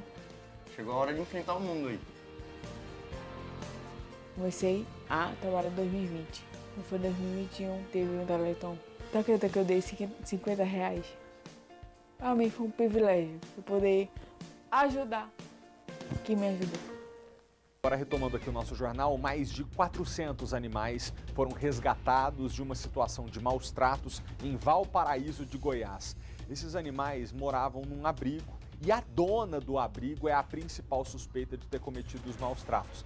A repórter Kátia Gomes tem os detalhes pra gente. Ô Kátia, boa tarde pra você. Pelo que estão dizendo aí, a situação não é de hoje, pode ter acontecido desde 2019. Exatamente, Malta. A dona desse abrigo, ela tinha costume de pegar animais, né, tanto cachorro quanto gatos, e levar para dentro da casa dela. Então ela formou ali um abrigo de animais, só que esse número de animais foi crescendo rapidamente, né? Lá dentro eles acabavam se reproduzindo e em 2019 ela já tinha inclusive se comprometido com o Ministério Público em doar esses animais, né, colocar eles para adoção. Mas não foi isso que aconteceu. E aí um vizinho flagrou o momento em que ela maltrata um cachorro, ela agride um cachorro, fez essa denúncia novamente e foi aí que o Ministério Público acatou e pediu que todos os animais fossem retirados lá do local do abrigo. Eles foram levados para o Centro de Zoonoses de Goiás, só que lá, Malta, ele não tem condições, né? O centro não tem condições de abrigar todos esses animais e agora eles precisam de um lar. Para explicar melhor, né, todo esse caso e essa denúncia, eu vou conversar com a Ana Paula Vasconcelos. Ela é vice-presidente da Comissão de Direito Animal da OAB, ela também é advogada. Ana Paula, vocês já acompanhavam a situação dessa casa há muito tempo, não é? Correto, Kátia. Desde 2019, as autoridades competentes já tinham conhecimento da situação, tanto que foi firmado um termo de ajustamento de conduta com o Ministério Público de Goiás, onde a proprietária do local se comprometeu a encerrar as atividades em até 1 ano e não recolher mais animais. Mas, pelo visto, o acordo não foi cumprido, as denúncias continuaram, até que semana passada, vizinhos de um prédio ao lado realizaram esse triste flagrante que a gente está vendo aí nas redes sociais. Diante de tão grave situação, o Ministério Público determinou a retirada imediata de todos os animais e encaminhamento para o centro de zoonoses. Como você ressaltou muito bem, apesar de toda a boa vontade dos funcionários do centro de zoonoses, lá não tem estrutura física adequada para receber tantos animais de uma só vez.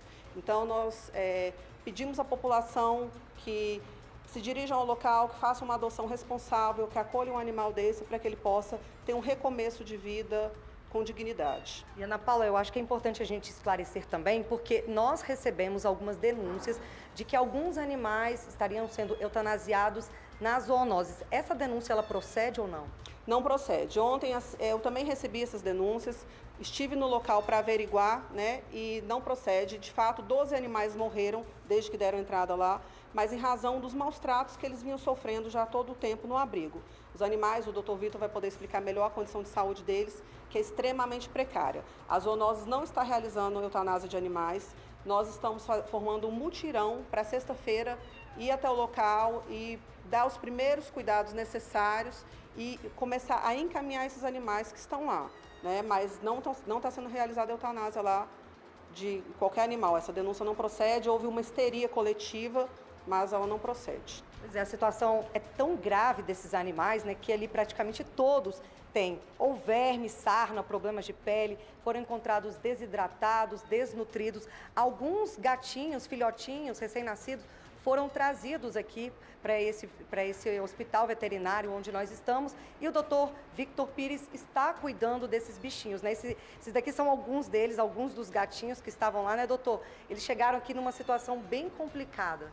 Isso mesmo, eles chegaram num estado bem crítico, desnutridos, com muita diarreia, muito famintos, feridas pela pele, tá? Então a gente tomou todas as providências, examinamos eles certinho, demos toda a alimentação, todo o suporte, eles estão aqui com a gente, né? Para que eles consigam passar dessa. Teve um deles que chegou quase morrendo aqui pra gente, certo? Mas aqui a gente está dando toda a alimentação e suporte para que eles consigam passar dessa e sobreviver. Vocês receberam quantos gatinhos, filhotinhos assim? Foram 9 filhotes, certo? A gente recebeu ontem esses 9. Um deles está na UTI ainda, tá? Foi esse que chegou quase indo a óbito ontem, tá? Mas ele já está melhor, certo? Já está se alimentando, tá bom? E os pacientes, a cada dia, desde ontem, eles tiveram uma significativa melhora, tá? Já estão mais ativos, chegaram muito prostrados pra gente. Agora, Ana Paula, em relação aos outros animais, né? Porque a gente sabe que todos estão aí doentes, eles estão sendo cuidados, tratados nas zoonoses, como é que vocês estão fazendo? Toda situação de acumulação, ela é praticamente impossível de você conseguir dar o atendimento veterinário que os animais precisam. Dos grandes problemas que nós estamos tendo é a falta de local para poder fazer o manejo desses animais. Por isso é que nós estamos pedindo para que esses animais sejam retirados de lá. Porque você não consegue separar os animais doentes dos que estão menos ruins. Então, até para vermifugar, para poder fazer teste, essa falta de local, de espaço físico para manejá-los dificulta o trabalho dos veterinários e dos voluntários. Então, foi uma situação emergencial, é uma verdadeira operação de guerra, mas esses animais precisam sair de lá o quanto antes. É importante observar, Kátia, que qualquer situação de acumulação, ela não é adequada nem para os humanos, nem para os não humanos. Então, esses animais, eles viviam numa situação extremamente crítica no abrigo, né, onde uma pessoa sozinha cuidava de aproximadamente 400 animais, o que é humanamente impossível, e isso acaba incorrendo em maus tratos, porque os animais não têm o que eles precisam de forma adequada. Isso que eu ia perguntar, porque aparentemente ali a mulher, né, pelo visto, ela tinha ali uma boa vontade, ela queria ajudar, queria tirar esses animais de situação de rua, abrigando todos eles, mas infelizmente ali ela não consegue, não dá conta de cuidar de todos esses animais. e, querendo ou não, eles acabam sofrendo maus tratos desse jeito, ficando desnutridos, sem comer, né, sem tomar remédio. É uma situação, é um problema social que tem que ser visto de uma forma multidisciplinar, né? O humano está adoentado, né, em razão de um excesso de compaixão. À primeira vista, a pessoa tem até a boa intenção de querer acolher todos esses animais, mas isso acaba se transformando em uma doença. A pessoa não consegue perceber que ela está fazendo mal para o animal. A partir do momento que ela faz aquele local virar um campo de concentração, onde os animais não têm um mínimo de dignidade, não tem nenhuma das suas 5 liberdades respeitadas, aquele local se transforma num local de maus tratos. Mas a pessoa, na visão dela, acha que está tendo uma boa atitude, que está cuidando do animal. Isso é uma questão médica que precisa ser tratada e que o Estado também precisa dar o suporte para essas pessoas, né? Seja com políticas públicas voltadas para os animais, seja dando suporte para pessoas que já se encontram nessa situação. Então, é um problema social que tem que ser visto de uma maneira muito mais ampla, uma maneira muito mais sistêmica.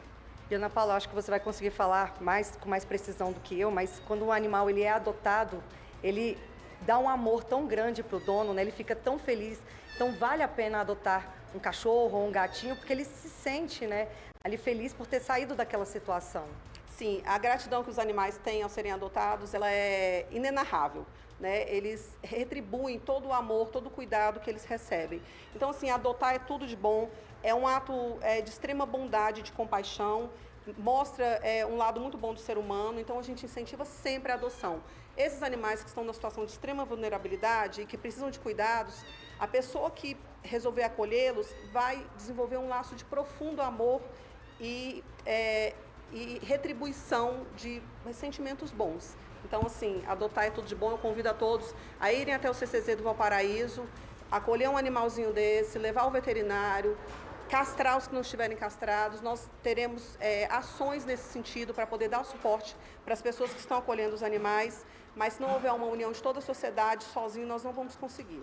E a gente vê como que os animais eles ficam, né, depois de passar por uma situação traumática. Esse gatinho aqui, né, doutor, ele está tremendo, ele está chorando, né? E por quê? Ele fica nervoso, ele, né, acabou de passar ali por uma situação de estresse. Com certeza. Todo local onde ele vivia, né, o local que é totalmente insalubre para o desenvolvimento dele, interfere diretamente no comportamento, tá?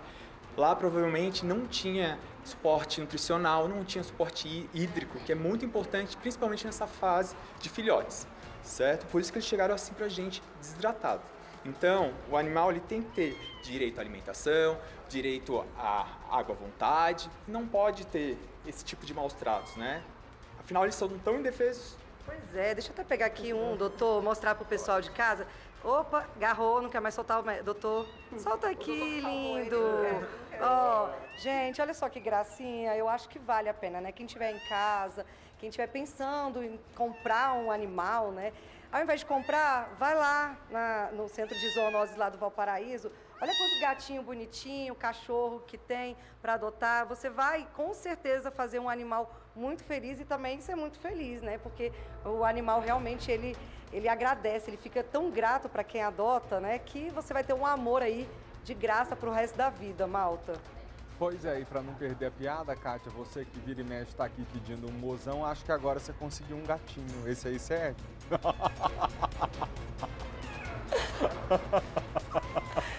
Ai, malta, eu moro em apartamento, ai, fica difícil, mas quem sabe, né? Vou avaliar. Obrigado, Kátia, obrigado, tá bom? Pessoal, a gente vai fazer um rápido intervalo, mas antes, bora abrir a janela, deixa eu ver como é que tá o tempo lá fora. A gente fica 2 horas ao vivo aqui, eu preciso ver como é que vocês estão passando aí de fora. Ó, tempo nublado, hein? Mas vai abrir um solzinho ainda hoje, até porque, repare, a temperatura não tá baixa não, 29 graus. A umidade relativa do ar está em 34%, no limite do saudável recomendado pela OMS. Então beba uma água, mas volte rapidinho, porque a gente também retoma o jornal já já.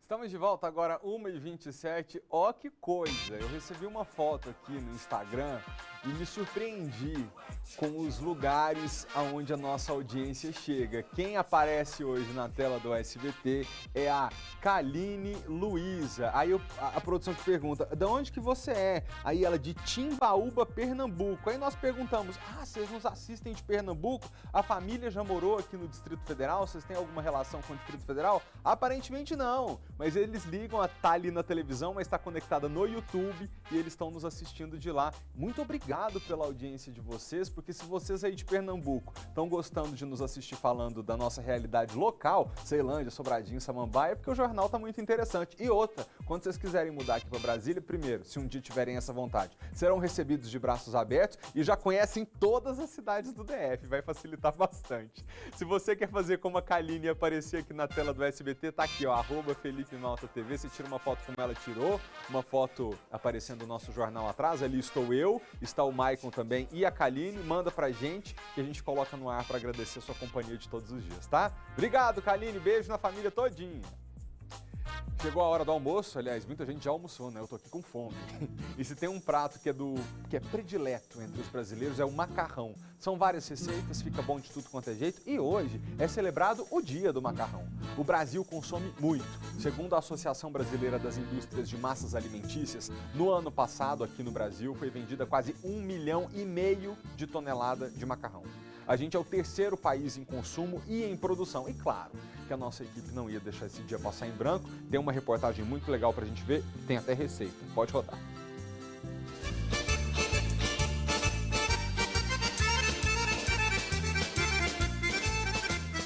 A gente aqui em casa costuma comer o macarrão 3, 4 vezes por semana. Assim, comemos no almoço, comemos na janta. A massa aqui é um dos pratos principais da casa. O nosso país é a terceira nação no mundo que mais consome macarrão. Perde apenas para os Estados Unidos e para a Itália. 9 em cada 10 brasileiros comem a massa com frequência.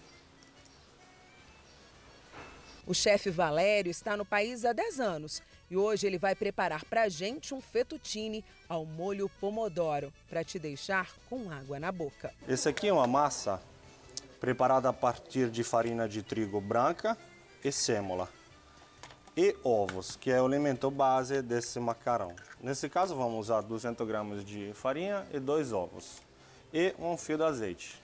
O preparo é muito simples, a gente vai bater os ovos como se fosse um omelete. E vai devagarinho incorporando toda a farinha até que fique uma massa homogênea para o preparo esticar os nossos macarrões. Debaixo das nossas mãos a gente consegue sentir exatamente se o macarrão chegou no ponto, se absorveu de forma adequada toda a farinha, se a farinha não está em excesso. Agora é hora de deixar descansar a nossa massa e vamos preparar o nosso molho pomodoro. Começa com um pouquinho de azeite, que nunca pode faltar na nossa comida. E vamos fazer um mirepoix de cebola e alho, que são o elemento básico desse molho.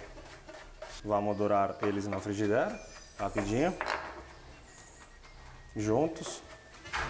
O que não pode faltar no nosso molho é um bom queijo e um basílico, um manjericão que acabamos de coletar. E pronto aqui. Junto também a gente adiciona um pedacinho de pimenta.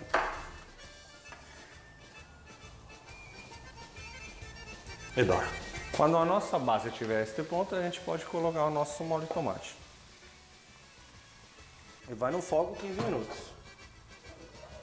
Agora a nossa massa descansou uns 15 minutos e vamos começar a abri-la, cortá-la e abri-la no rolo para preparar o nosso fettuccine. Agora vamos passar a cortar o nosso macarrão. Vou colocar um pouquinho de farinha 00 para não grudar. Vamos dobrar ela mesmo e vamos preparar os nossos fettuccine. O nosso soninho de fettuccine está pronto. Agora chegou a hora de cozinhar nosso macarrão. Agora a água fervendo. Vamos colocar o nosso macarrão.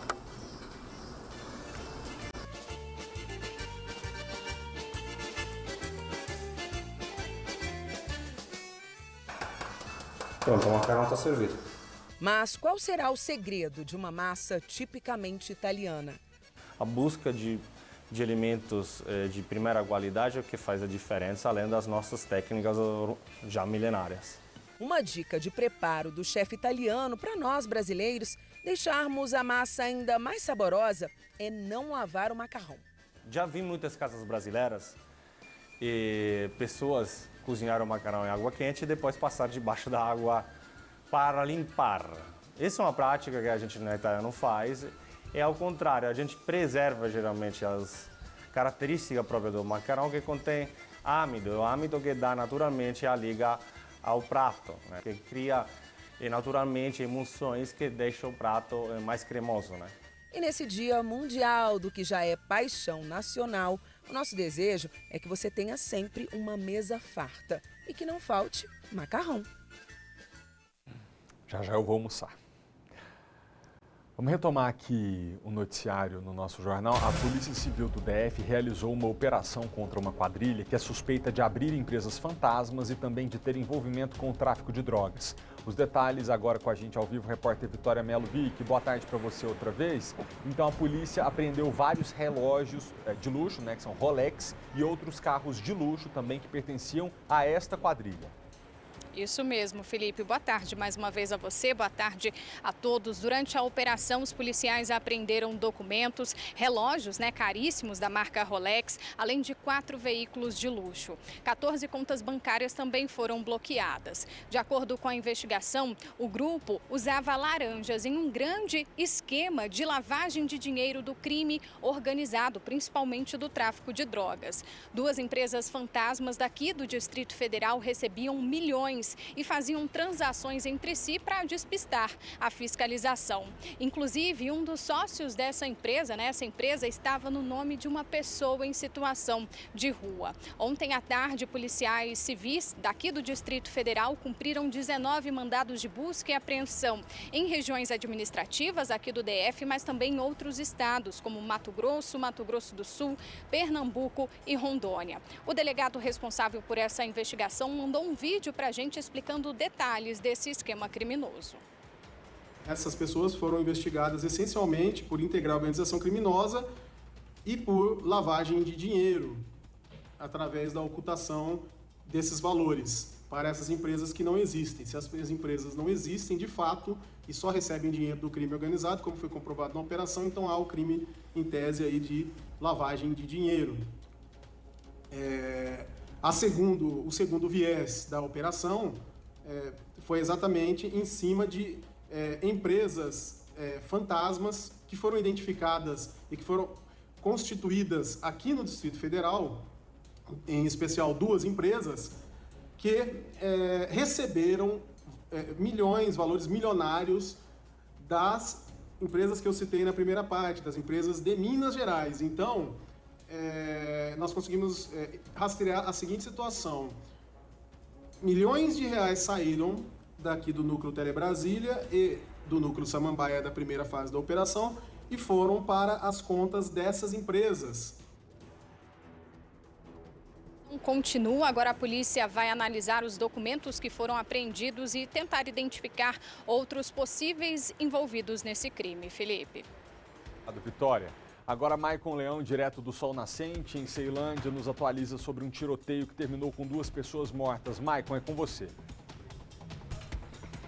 Pois é, Malta, os 2 continuam em estado grave, um no Hospital Regional de Ceilândia, que é justamente o que estava mais grave, até pela proximidade, que fica a cerca de 9 quilômetros daqui, e o outro foi levado pelo Corpo de Bombeiros para o Hospital de Taguatinga. Conversando com comerciantes aqui da região, a gente descobriu que era muito comum, Malta, não só os 2 trabalharem aqui pela região utilizando esse carro, como hoje, pelo menos outros 3 homens estavam aqui andando pela rua justamente vendendo esses produtos. E aí, o que a gente descobriu? Uma dessas pessoas que foi baleada, na verdade, nem estava junto cobrando a dívida. Ela tinha voltado no carro para pegar uma planilha para preencher quando este homem veio disparando. A gente descobriu também que, na verdade, a dívida não era dele, e sim da mãe, que é a moça que trabalha no local em que está essa tenda aqui, que vende jantinha. E essa dívida não era recente. Eles já estavam cobrando essa mulher há cerca de 3 meses, teriam inclusive vindo aqui ontem à tarde, discutiram, e aí hoje, quando o filho percebeu que novamente eles estavam discutindo com a mãe aqui embaixo, ele ficou exaltado, veio com a arma, atirou contra eles, continuou perseguindo, que a gente vai até atravessar para mostrar para vocês que no desespero eles correram para essa região aqui até para tentar se abrigar. E aí um deles, como a gente mostrou agora há pouco no início do jornal, acabou caindo ali próximo onde está aquela viatura. A área ainda está isolada para passar pela perícia, mas o pessoal da delegacia da 19ª DP já estão aqui na região, inclusive fazendo o levantamento dessas informações iniciais, porque depois, Malta, de efetuar esses disparos e correr contra eles, o homem disparou o criminoso, subiu aqui a pé tranquilamente e foi embora, Malta. Muito obrigado, Maicon, pelas informações e pela agilidade da sua equipe que trouxe essas informações antes da gente entrar no horário político e atualiza agora. Queria corrigir, porque quando eu te entreguei a palavra, eu disse que esse tiroteio terminou com 2 pessoas mortas. Graças a Deus, elas foram apenas baleadas e eu espero, né, fica a nossa torcida para que sobrevivam e se recuperem. Muito obrigado, tá, pela sua participação. Outras informações sobre esse tiroteio você terá logo mais às 7h20 da noite, com os esclarecimentos sobre o que de fato aconteceu. Isso é notícia de momento, a polícia ainda está lá no sol nascente. Agora você fica com o SBT Esportes Brasília. Eu te agradeço pela companhia mais uma vez. Amanhã a gente volta a se ver, 15 para meio-dia, aqui no SBT. Tchau.